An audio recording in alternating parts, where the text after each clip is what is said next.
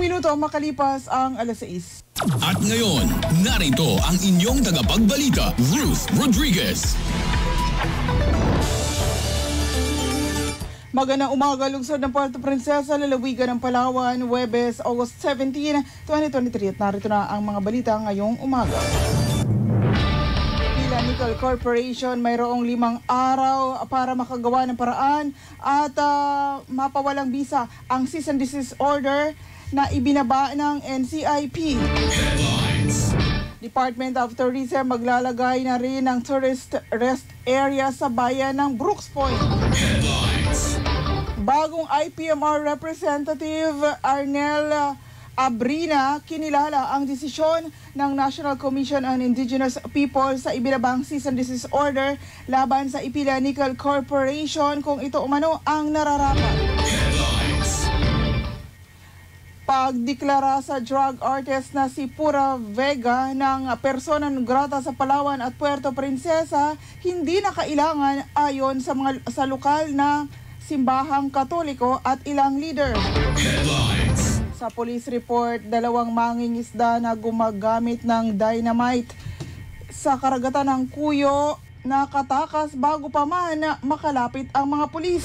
Headlines. Sa showbiz balita, Bandang Cuello may bagong kantang ilalabas ngayong Biyernes. Headlines. Sa balitang good vibes, topic na snorkeling spot na pwedeng lakarin malapit sa resort sa bayan ng Coron, sagot ng mga netizens. Headlines. Ang detalye ng mga balita, abangan sa aming pagbabalik.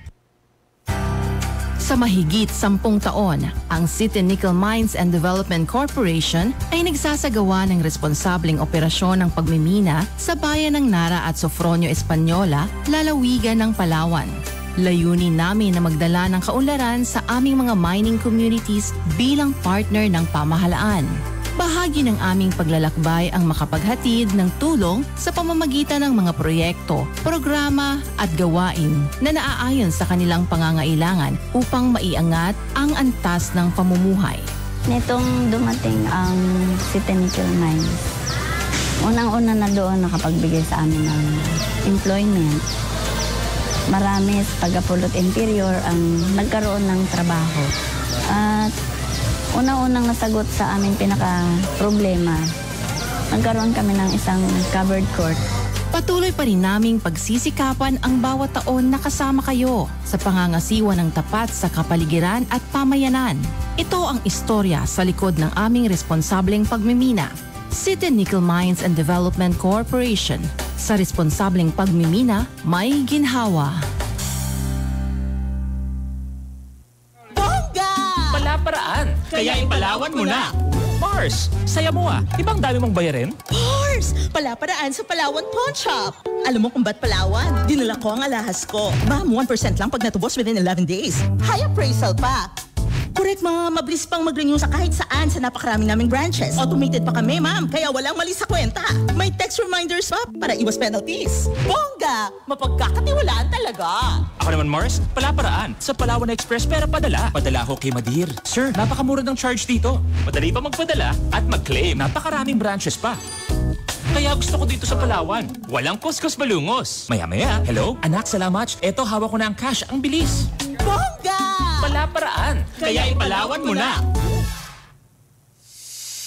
Alam mo ba na ang industriya ng pagmimina ay may malaking naitutulong sa lokal na ekonomiya ng isang bayan o barangay? May kabahagi ang barangay, munisipyo at probinsya mula sa buwis ng isang minahan. Nagbabayad din ng malaking halaga ng real property tax ang kumpanya ng minahan direkta sa munisipyo. Aabot sa 3,000 residente ng munisipyo ang mabibigyan ng trabaho. Kapag may sweldo, may gagastusin at lalakas ang lokal na ekonomiya. Hindi pa kasama rito ang benepisyo mula sa mga programa at proyekto ng minahan sa komunidad at royalty ng mga katutubo. Iyan ang totoo.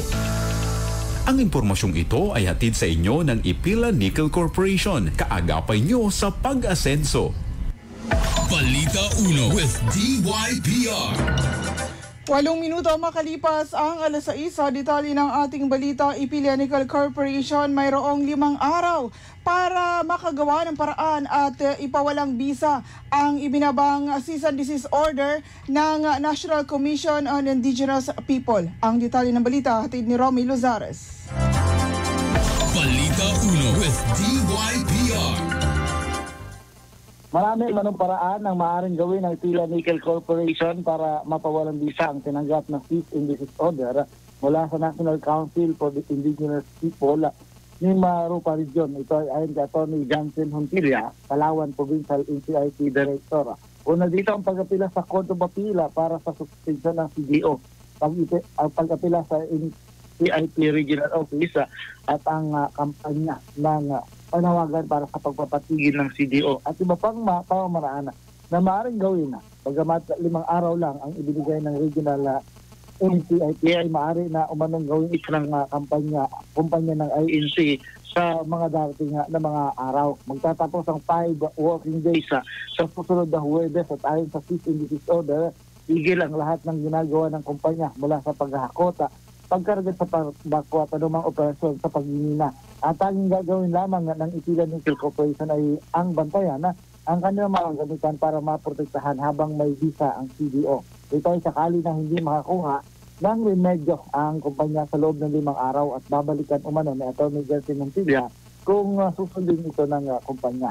Kapag hindi umano sinunod ang CDO ay maaaring maharap sa kaso ang kumpanya at maaaring mawala ng karapatan sa NTSA na hawak. Kailangan umano na gawin ng INC ay makipagpulong sa BICAMA o sa kanilang nasasakupan para hilingin ang pagbawi sa CDO. Kung saan gumawa na ng sulat ang mga tribal leader at panlima ng Impact Barangay o ang BICAMA mula sa barangay Barong-Barong, Ipila na Kalasagin, Aribungosa, Mambalot at Maasi na pirmado ng mga leader na sina Matilde Baterna, woman leader, John Open, panlima, Arnel Avila, panlima, El John Madlin, tribal leader, Nicanor Mendok, panlima, at Jainal Banguna, panlima, at 6 pang iba na mga panlima tribal leader ng BICAM na humiling sa tanggapan ni Dr. Marie Grace Pasqua, Regional Director ng National Commission on Indigenous People ni Marupa Region, through Atty. Johnson Hontilla, Provincial Director, upang pawalang bisa ang CDO dahil mas marami sila na hindi nakonsulta sa ibinabang desisyon. Lalo pa nga at pinasisinungalingan ng ito ang aligasyon ng ilang nagreklamo dahil ipaliwanag sa kanila ang lahat ng paulit-ulit ng nilalaman ng EPIC, Memorandum of Agreement na inaparbuhan at ginusto nila. Sinungalingan din nila ang 12 panlima at tribal leader na hindi sinunod ng kumpanya ang kanilang kasunduan. Katunayan, bawat taon ay binibigyan sila ng 17.5 million pesos bilang pauna sa kanilang royalty shares habang hindi pa tapos na ang kanilang MOA na naunang napagkasunduan. Lahat umano ng aligasyon laban sa Ipilya Nickel Corporation na hindi ito. Ito ay hindi umano dumaan sa kanila at hindi sila nakausap at ang mas nakakarami nilang leader na dapat na makonsulta ay hindi nakonsulta dito. Ang nagdesisyon dito ay ang mga bago nilang leader na inaakala nila na hindi sila iwanan sa ganitong pagkakataon kaya sinihiling nila na bawiin ang CDO para sa kapakanan ng kanilang hanap buhay kung saan umaasa ang kanilang pamilya mula sa pagtatrabaho sa minahan. Kapanig naman ng local government unit ng Brooksfront ayon kay Mayor Cesario Benedito, ang CDO ay maituturong nilang tagumpay bilang mga hindi pabor sa pagmimina at nakahanda sila na magbigay ng tulong sa NCIP Palawan kung pagdating ng itinakdang araw ay hindi itinigil ng INC ang kanilang operasyon. Palito ng alkalde, dapat sundin ang tamang proseso para raw maging maayos ang lahat. Sakali man umano na makakuha ng temporary restraining order ang kumpanya, ay susundin nila ito at kung tuluyan nila mapawalang bisang CDO, ay wala silang magagawa kundi sundin ito basta't nasusunod ang tamang batas ayon pa kay Mayor Cesario Benedito. Magpupulong umano sila para sa pagbuo ng grupo na magbabantay kung susundin ng kumpanya ang CDO pagkatapos ng 5 araw at kung ano pang dapat na hingiin na assistance sa kanila ng NCIP Palawan ay kanilang ipagkakaloob. Ron Losares para sa DYPR, ang una sa puso ng mga palagay. Balita 1 with DYPR. Maraming salamat, Romy Luzares. Sa ibang balita pa, maglalagay na rin ng tourist rest area ang Department of Tourism and Tourism Infrastructure and Enterprise Zone Authority o TIESA sa bayan ng Brooks Point. Ang proyekto ay nagkakahalaga ng 10 milyong piso. Itatayo ito sa tabi ng People's Park na pangangasiwaan ng Municipal Tourism, Culture and Arts. Ang tourist rest area ay isa sa flagship program ng DOT sa pakikipagtulungan sa TIESA. Layunin nito na mabigyan ng maayos at komportableng pahingahan ang mga local at foreign tourists na bibisita sa lugar, lalo na ang mga comfort rooms o CR. Nagsagawa na ng technical team ng inspection sa pagtatayuan ng proyekto. Balita 1 with DYPR. Bagong IPMR representative sa provincial board na si Arnel Abrina, kinilala ang desisyon ng NCIP sa ibinabang cease and desist order laban sa Ipila Nickel Corporation. Ang detalye ng balita hatid ni Romy Luzares. Balita 1 with DYPR. Bagamat wala pang kumpleto ng impormasyon ng bagong Indigenous People Mandatory Representative sa Sangguniang Panlalawigan na mula sa tribong Cuyuno na si Board Member Arnel Abrena sa usapin ng cease and desist order ng NCIP Regional Office at sa argumento mayroon ang Ipila Nickel Corporation ay naniniwala naman ito sa naging desisyon ng NCIP Regional Director na may basyan na ang pagbabasya nito laban sa INC. Pero kung may sapat naman umano na basehan ng kumpanya ng INC, posible na magbago ang kanyang paranaw. Depende sa kanyang malalaman dahil bago pa lamang nito pag-aaralan ng usapina. Wala pa daw kasi nagpaparting sa kanya sa mga munisipyo na mga katutubo sa nangyayari sa sinusulong na mga katutubo sa bahagi ng Sur ng Palawan, lalo na sa pagsuporta ng mga katutubo sa pagmina at ang mga hindi sumusuporta sa minahana. Aaralin niya muna umano ang mga ito bago magbigay ng konkretong sagot sa usapin ng cease and desist order ng NCIP Regional Office at ang pinanghahawakan na katibayan ng Ipila Nickel Corporation kung bakit kailangan na hindi sila pasigilin sa kanilang operasyon. Romy Luzares para sa DYPR, ang una sa puso ng mga palawag. Balita 1 with DYPR. Maraming salamat, Romy Luzares. Nagsagawa ng field validation ang National Capital Accounting Sustainable Development Geographical Information System technical staff ng Palawan Council for Sustainable Development Staff, Ikan Monitoring and Evaluation Division sa mga lupain ng bayan ng San Vicente noong August 7 hanggang 11. Ito ay upang malaman ang mga pagbabago sa lapad at gamit ng mga lupain sa bayan ng San Vicente.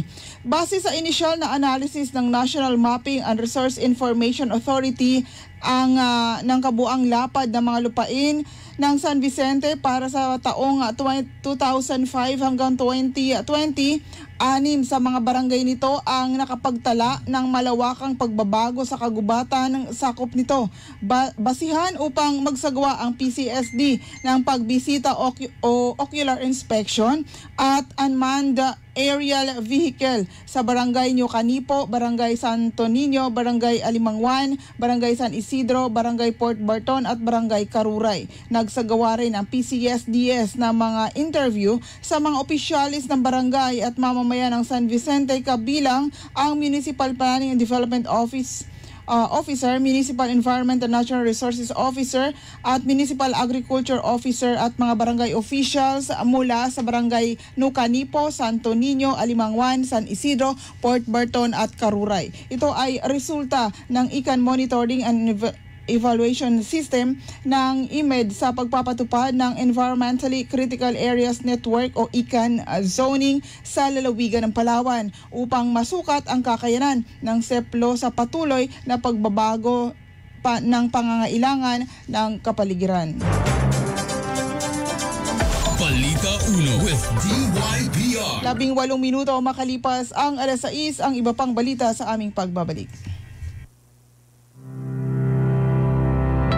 Alam mo ba na ang nickel ay panlima sa pinakamahalagang mineral sa mundo? Ginagamit ang nickel sa paggawa ng iba't ibang mga kasangkapan at estruktura. Ang nickel ay resilient o matatag, hindi kinakalawang, hindi madaling matunaw at ductile o maaaring ihulma at panipisin nang hindi nababali o nasisira. Mahigit 2/3 o 67% ng namiminang nickel ang ginagamit sa paggawa ng stainless steel na isang uri ng alloy o bakal. Maraming bagay ang nagagawa gamit ang stainless steel, mula sa simpleng kubyertos hanggang sa pagbuo ng mga komplikadong spacecraft. Malaki ang naiaambag ng nickel sa engineering at construction industries. Nakakatulong ito para hindi matunaw ang mga estrukturang gaya ng tulay mula sa matinding sikat ng araw at para hindi agad kalawangin kahit mabasa ng ulan. Dahil anti-corrosive o hindi madaling kalawangin ang nickel, nagbibigay ito ng di matatawarang proteksyon para sa iba't ibang mga estrukturang pandagat. Sa pamamagitan din ng nickel, nasisiguro ang pagdaloy ng malinis na tubig na ating kinukonsumo dahil tumatagal at hindi kinakalawang ang mga tubo. Nababawasan din ang pagtagas ng tubig dahil matibay ang mga ito laban sa lindol at masamang panahon. Ilan lamang yan sa mga benepisyo ng nickel sa pang-araw-araw nating pamumuhay. Iyan ang totoo. Ang impormasyong ito ay hatid sa inyo ng Ipila Nickel Corporation. Kaagapay ninyo sa pag-asenso. Kamay-ari, handog ng Paleco ang libreng medical consultation para sa mga miyembro nito maging kanilang pamilya, linggo-linggo na sisimulan sa 17 at 18 ng Agosto sa Paleco Main Office mula 1:00 hanggang 3:00 ng hapon. Unang 10 pasyenteng makakapagpalista ang tatanggapin sa bawat araw na nabanggit. Ang araw ng Webes ay para sa mga ENT cases at pediatric cases naman sa araw ng Biyernes. Bukas ito sa mga miyembro ng Paleco o iyong nakapangalan sa kanilang koneksyon ng kuryente at maging sa kanilang asawa at anak. Kung single naman ang mismo miyembro, bukas naman ito para sa kanyang mga magulang. Magdala lamang ng katunayan tulad ng birth certificate, marriage certificate at valid government ID. Samantala, tatanggap rin ng OBGYN cases ang Paleco sa mga susunod na linggo. Manatili lamang nakaantabay para sa magiging schedule nito. Ang pabatid na ito ay hatid sa inyo ng Paleco at pilang ito. The Miracle Roots Red Alingatong nasa capsule na. Hatid ng GreenMed Pharma. Red Alingatong capsule is now FDA approved. Nahihirapan sa pagbabawas kada umaga? Almoranas at constipation? Solusyonan! Red Alingatong! Red Alingatong! Nakakatulong sa digestive problems at nakakalinis ng colon system. Mabisang gamot sa gouty arthritis, dialysis patient, high blood pressure at diabetes. The Miracle Roots Red Alingatong nasa capsule na. Hatid ng GreenMed Pharma. Red Alingatong capsule is now FDA approved. Balita Uno with DYPR. 21 minuto makalipas ang 6:00 sa ating police report. Police report. Police reports. Sa ating police report, 2 mangingisda na gumagamit ng dynamite sa pangingisda sa karagatan ng Cuyo nakatakas bago pa man makalapit ang mga pulis. Ang detalye ng balita hatid ni Romy Luzares. Police report. Police reports. Kahit nakatakas ay nakilala naman ang 2 mangingisda na makaraang abutan na sa laot matapos ang report na nagsasagawa ng dynamite fishing ang 2 mangingisda sa nasasakupan ng Barangay Bisukay, Cuyo, Palawan. Naharap ang 2 suspect sa illegal fishing sa paglabag sa fishing section o sa section 92 of RA 10654 ang pangisda gamit ang exclusive mga nakakalasong klinikal at paggamit ng kuryente sa lahat ng uri ng pangisda.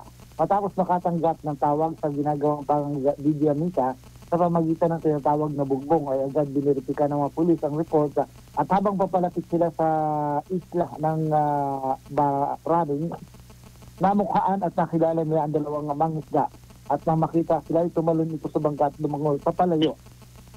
Ang mga suspect ay kinilalang sina Dudo Cabasag, binata at nasa 10 taong gulang at mangisda at si Samuel Montaño, masawa na nasa 10 edad. Kapwa ang mga residente ng Barangay Suba, Cuyo, Palawan. Nakumpiska ng mga pulis ang bangka at 2 bote ng bumbong o dynamite fishing at 1 bote ng ammonium nitrate na sangkap sa paggawa ng improvised dynamite o Bungbong. Naganap ang insidente nitong Lunes na alas 2 ng hapon at sa pangangalaga na ng Municipal Police Station ang lahat ng mga nakakumpista sa bangka na iniwan ng mga sospek. Romy Luzares para sa DYPR, ang una sa puso ng Mapalawan. Police report. Police report.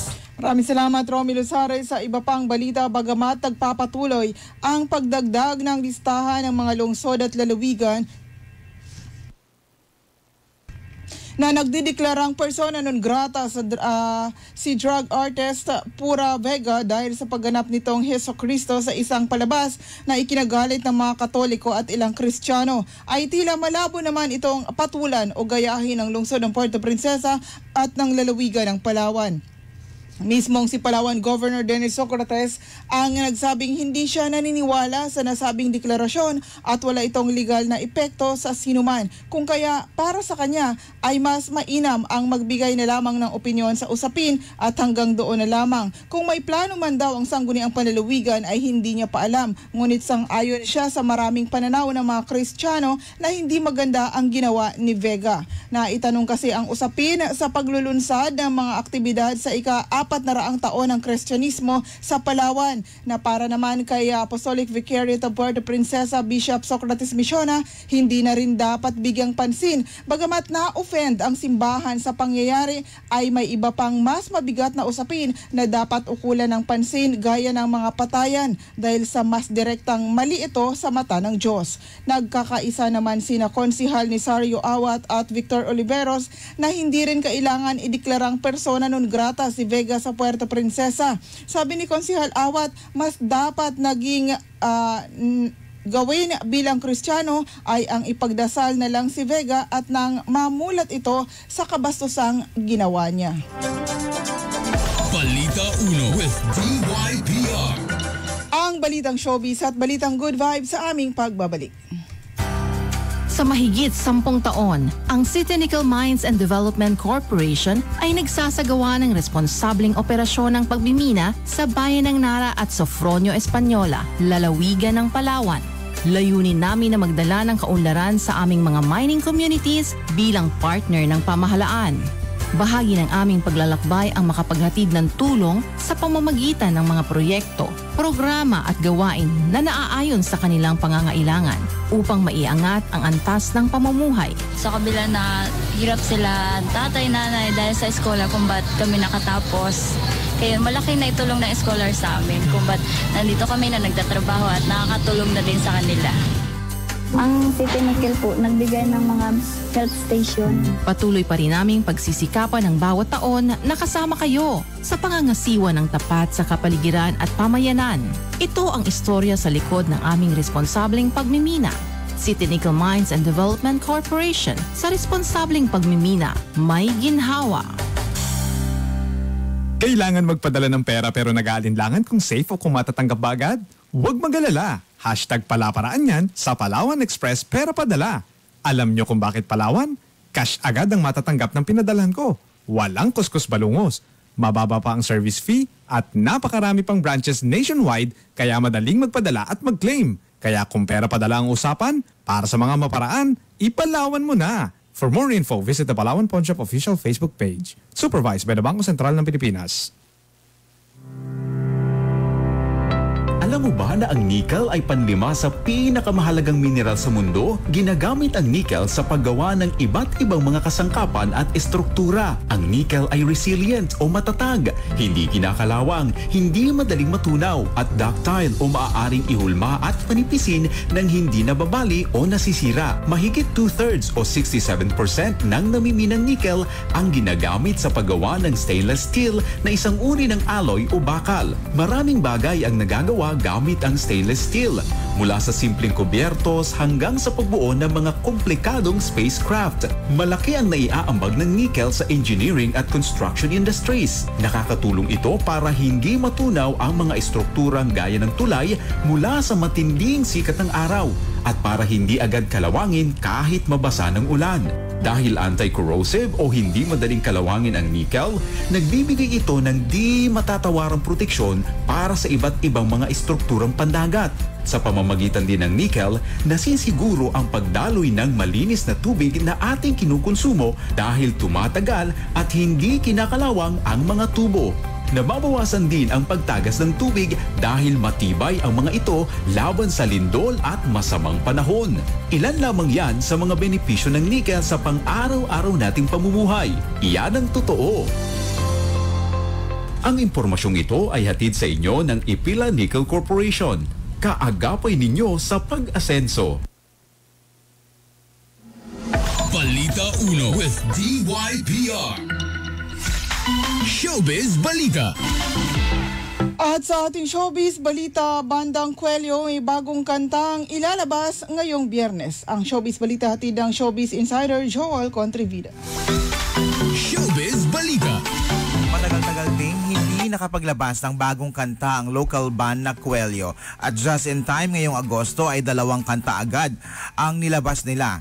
Nauna na nung August 15 ang isang kanta kung saan available na online ang single na may pamagat na Stress. At sa darating na mga Biyernes, August 18 ay may panibago silang kanta na ilalabas. Ito ang pinaka-latest nilang song, ang Di Mawala.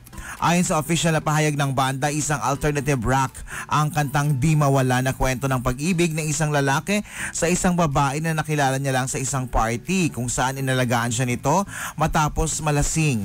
Ngunit hindi na sila nagkita kung kaya sa lyrics ng kanta ay malinaw na gusto niya itong uli makita at makilala pa. Ang Di Mawala ay release ng ABS-CBN Star Music at ang bandang Coelho ay nasa pangangalaga naman ng Full Blast Management and Entertainment Incorporated. Ang Coelho na karamihan ay mga taga Puerto Princesa ay binubuo ni na Armando Cortez bilang leader at gitarista, Melvin J. Samoy bilang bassist, Michael John Bigonte bilang lead vocalist, Romuel Ray Manipol bilang pianista at Kent Fabila sa drums.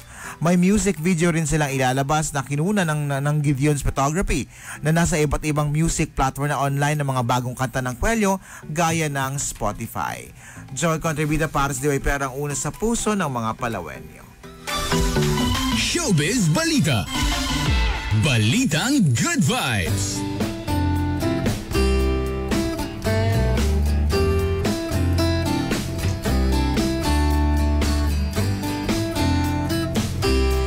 At para naman sa ating balitang Good Vibes, most commented ngayon sa DIY Travel Philippines ang post ng isang netizen na hihingi ng rekomendasyon kung saan sa Pilipinas ang may magandang snorkeling spot na pwedeng lakarin lang galing sa resort. Nangunguna sa mga inirekomenda ng travel netizens ang Coron Island at pinangalanan ang resort na Two Seasons at Club Paradise na akma sa hinahanap nitong lugar na nasa malapit lamang ang snorkel area. Karaniwan kasi sa mga nagbabakasyon na kapag maliligo sa dagat at gustong mag-snorkel ay kailangan pang sumakay ng pump boat para mapuntahan ang swimming area na may magagandang korales. Marami sa mga nagkomento ang nagsabing sa Coron magtungo, may mga nagbanggit din ng Linapakan at ang El Nido Resort na andon din lang sa bisinidad ng resort ang swimming area. Balitang Good Vibes. Ulat panahon.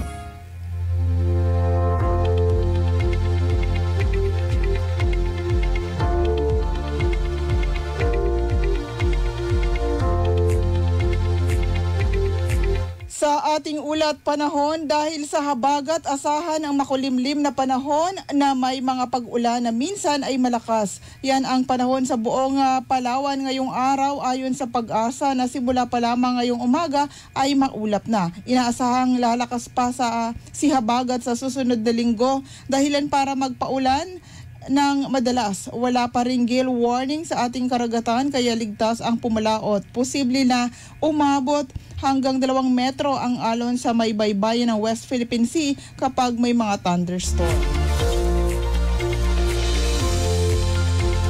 Ulat panahon. Yan na po ang kabuuan ng mga balitang aming nakalap ngayong Huwebes ng umaga. Maraming salamat sa inyong pagsubaybay. Hanggang mamayang tanghali, Balita Uno with DYPR dito pa rin po sa 95.11 FM. Ako si Ruth Rodriguez. Magandang morning. Mga balitang dapat mong malaman. Mga isyung dapat pag-usapan. Iisa-isahin natin yan, kawan. sa Balita Uno.